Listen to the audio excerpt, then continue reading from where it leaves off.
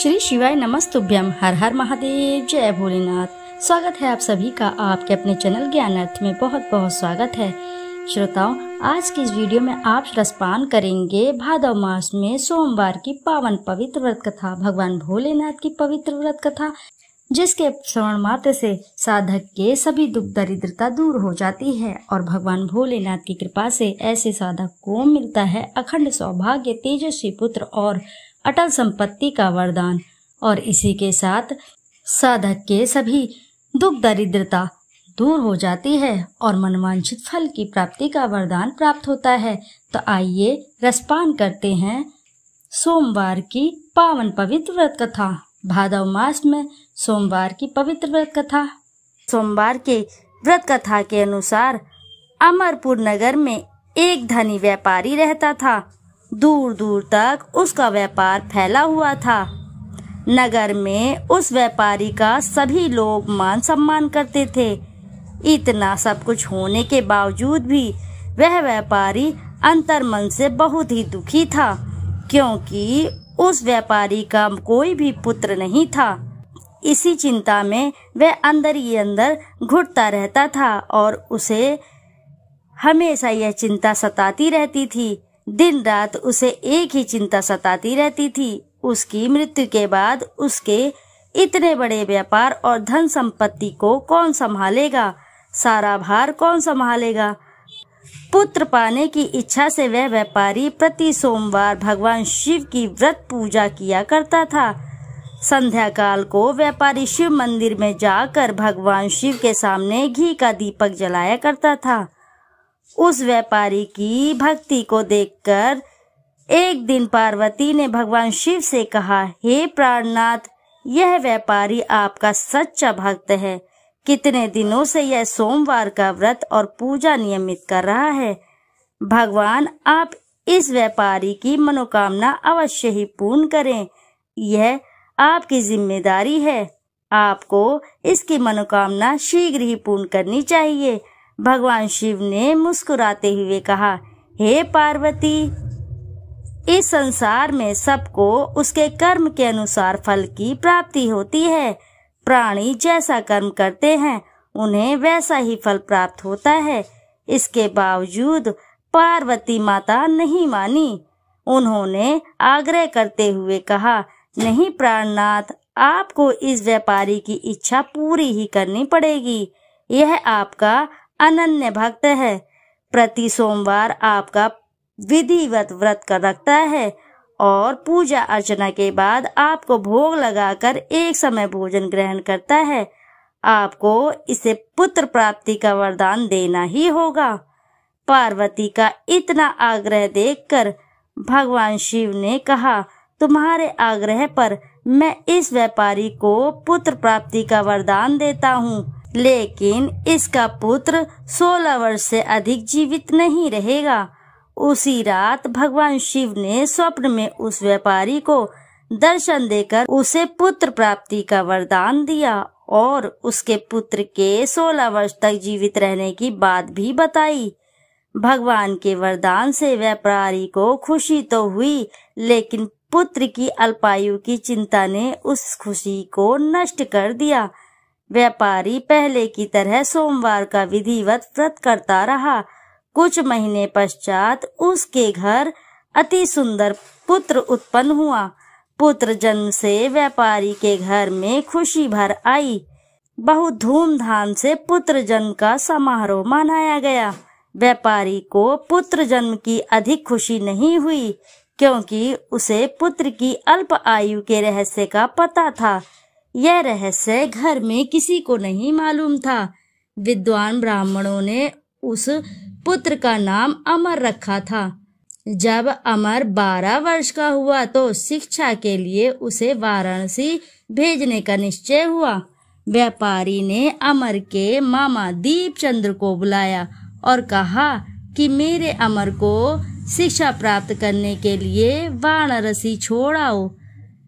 अमर अपने मामा के साथ शिक्षा प्राप्त करने के लिए चल दिया। रास्ते में जहाँ भी अमर और दीपचंद्र रात्रि विश्राम के लिए ठहरते, वहीं यज्ञ और ब्राह्मणों को भोजन कराते थे। लंबी यात्रा के बाद अमर और दीपचंद्र एक नगर में पहुंचे।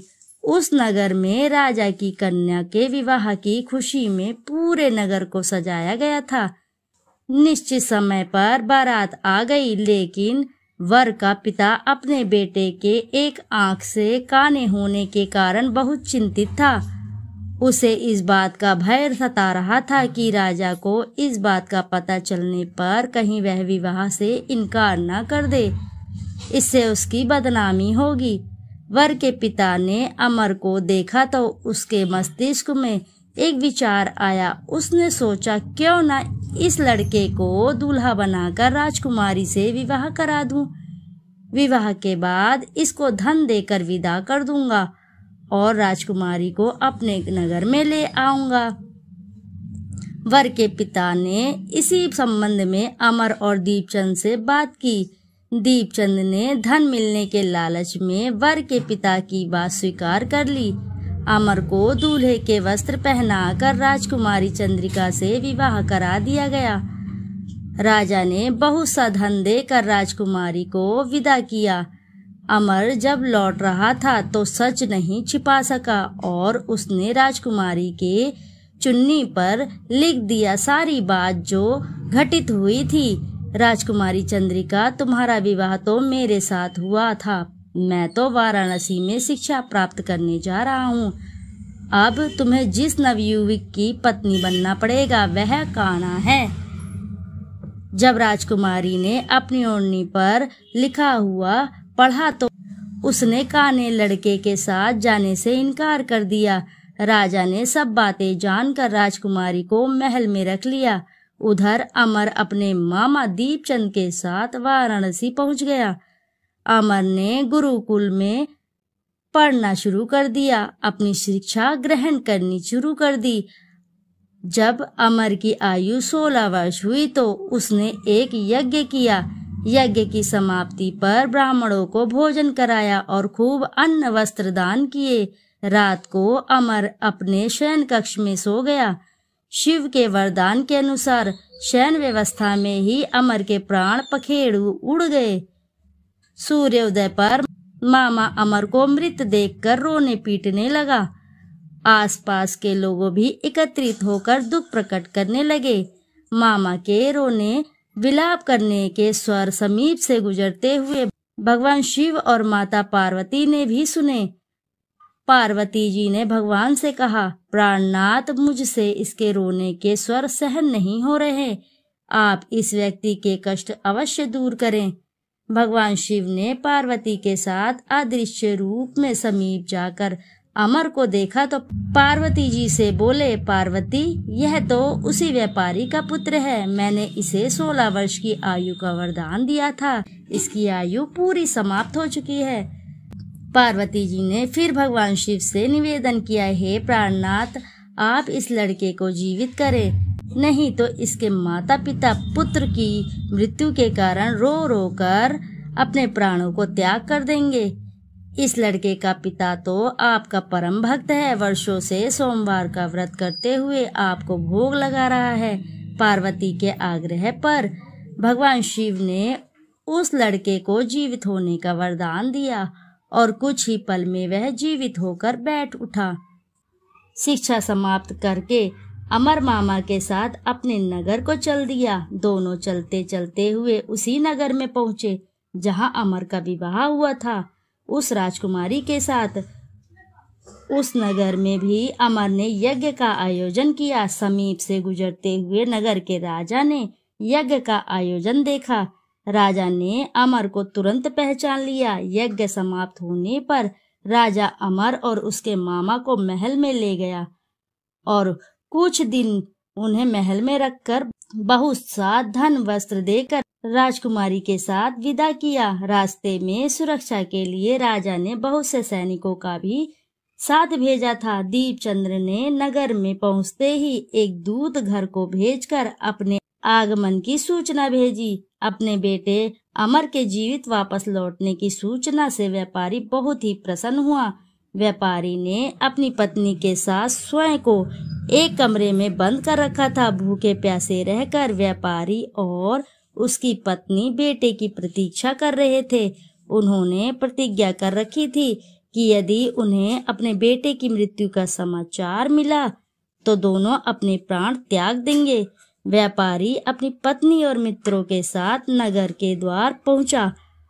अपने बेटे के विवाह का समाचार सुन पुत्रवधू राजकुमारी चंद्रिका को देखकर उसकी खुशी का ठिकाना न रहा।